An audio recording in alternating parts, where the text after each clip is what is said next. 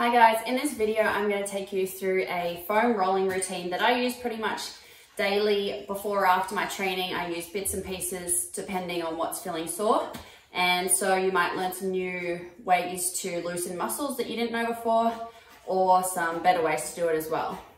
And if you hear some funny noises, my boyfriend is playing Dota on his computer behind you guys, so that's what all the clicking sound is. You might hear some raging as well. So obviously to do this you're going to need a foam roller. It can be a bit longer than this, shorter, but around this size is good. It doesn't have to have spikes, just whatever you have handy. So we're going to start with the quads because that's one thing I roll a lot. So simply you're just going to start with it kind of on your lower quad, and you're going to go on your elbows and just roll forwards and back across any tight spots. So I think loosening the quads is super important, especially if you have any knee pain, because tight quads can lead to knee pain. I've had this myself with a thing called jumper's knee. I get knee pain above my left kneecap, and this is pretty much purely a result of my quadricep being too tight. So I find it really important to roll them out. You can roll all the way just down to above the knee, the kneecap, and you can come all the way up to the quad as well. So making sure you work across the different angles of the quadricep as well. So a little bit on the inside, going straight, and then a bit on the side. Next, I'm going to bring the foam roller out to the side. So changing to perpendicular and my hip out to the side, and I'm going to roll the inside of my thigh, which is the adductor. So I'm getting pretty kind of close to my groin because that's where I can feel it the most. But then you can also slide it out to closer towards your knee as well. Sometimes this muscle specifically around there is what can trigger my personal knee pain. And I feel like the adductors, or the inside of the thigh, is often quite overlooked when you're stretching or getting a massage or releasing it as well. Cool.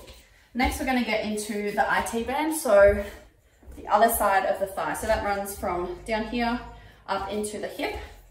So to do this we're going sideways with our other foot in front of the quad, and we're starting with it down towards the knee and then rolling up towards just below the hip. Now it's kind of controversial about if you should roll directly on this. I personally like to, but alternatively you can roll just in front of it, so kind of getting the muscle just towards the front side of the quad, and then just behind it getting the lateral side of the hamstring as well. But this is one that I find super tight, so I like to kind of just stop on spots that I find tight and just pulse a little bit up and down, and then do a bit longer. So I'm moving the whole time, changing the angles and the lines that I'm going along. Alrighty, next we're going to get into the glutes. So getting it across more just onto one of your glutes, so you're not directly doing the middle, because pretty much the more weight you put through one point, the stronger the pressure is. So, you know, if someone's really sore, then you want to put a little less pressure. So you're either taking the weight through your arms or legs more, or you're dispersing it over a bigger area. So pretty much I start going up and down my glute. So you can feel, with this you can assess which parts are super tight. So for me, I feel like tighter down at the bottom. So I'm gonna slide it down a bit and just work on that spot a little bit more. It's also good, I find, to get this spot up in the upper right corner of the glute, which is the gluteus minimus. So for that, I like to make the foam roller diagonal, so changing it to going inwards, cross my foot over, so then I can lean onto this side a bit and go up and down this way. So when you put the foot up, it changes kind of which parts of your butt are sticking out, and it also allows for different space for the roller to go because your leg's not in the way. But for my glutes, I don't actually spend heaps of time on the roller with that. I prefer the massage ball, which gets a bit more of the pinpoints, which I'll go through in another video. Okay, so next we're into the hamstrings. This one, I don't find the foam roller great for the hamstrings. I find it good for like the inner part, but not so much the rest of it. I just don't feel it as much. So pretty much I like to stay quite upright with it. I don't stretch out lying back. I like to stay upright to get more body weight through. Sometimes I'll cross my leg over, but then this leg can tense up a bit too much and it protects the hamstring. So I pretty much like to turn my foot inwards and get more of the kind of adductor inner hamstring with this one. Or like just the belly in the middle. I don't feel it as much down below or at the top. All right, next we're getting into the calves. So again, with this one, I prefer to do it on a massage ball usually, but I just do a quick once over on the calves. I like to cross my feet over, get a bit more weight through it because it's hard to get much weight through your calves otherwise.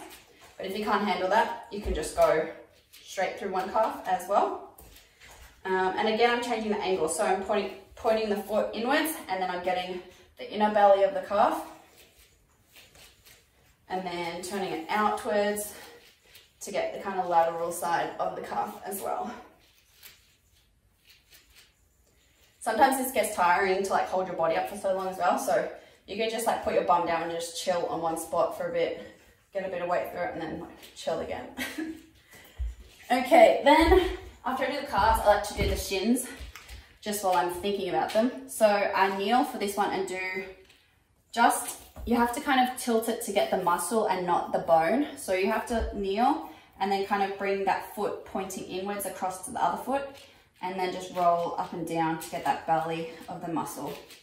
This is another muscle that can be super easily overlooked, the tibialis anterior, because you don't really think about it, but it can contribute a lot to foot pain, foot injuries. Just if the muscle's overworked, then other muscles are having to like compensate to help it out, that kind of thing. And it gets, especially, you know, if you're right-handed and right-legged, you're lunging so much, you're lifting that toe heaps, putting it down when you're lunging, that it gets super, super tight.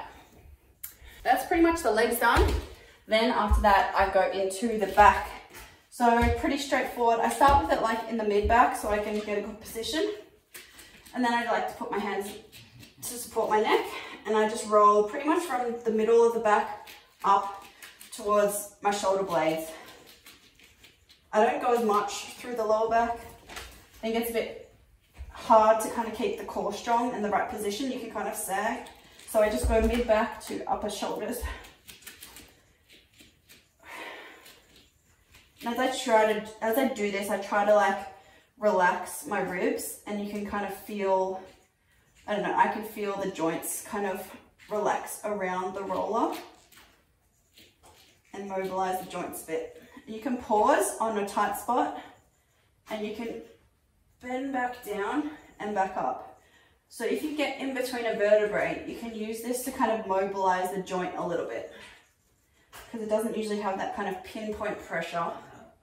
So you can mobilize that joint and then go up a little bit to the next joint and do it again. If I'm tight in between my shoulders, I like to kind of lean to one side or curl my back a bit more to get points in between as well. This is one I pretty much always do before training, just to loosen up my thoracic, because it gets tight quite easily. And if your thoracic is tight, then it means your shoulder's compensating more when you're turning. So being able to have that rotation in your upper body is really important for the overhead and the shoulder kind of health as well. And then the final one is the lats. So this muscle down here, super important for all the overhead stuff, and again, can be easily overlooked. It's kind of a painful one, so not super fun. I try not to put too much weight through it to start with, so I try not to lift my hips initially. Kind of just keep my hips down and just feel it out. Pretty much kind of where the shoulder blade is parallel with armpit is where I get quite tight. and then kind of working up towards the armpit as well. Also tight. If you can lift your hips up and get even more weight into it. Sometimes you can just stay on one spot and do that if you can't handle it rolling. Or you can just pulse as well, like little rolls. And then going down closer towards the ribs, here I probably just will stay in one position or do like little pulses because it's pretty painful. And then we go and repeat that all on the other side. So we go through the quads, through the adductor, through the ITB, through the glutes, through the hamstrings, the calves, the shins, and the other lat. And that is it. So I hope this video has been helpful. I hope that you can find a kind of better way to release some of those muscles that are very tight from playing the intense sport of badminton or whatever sport or exercise you do. Yes. Bye.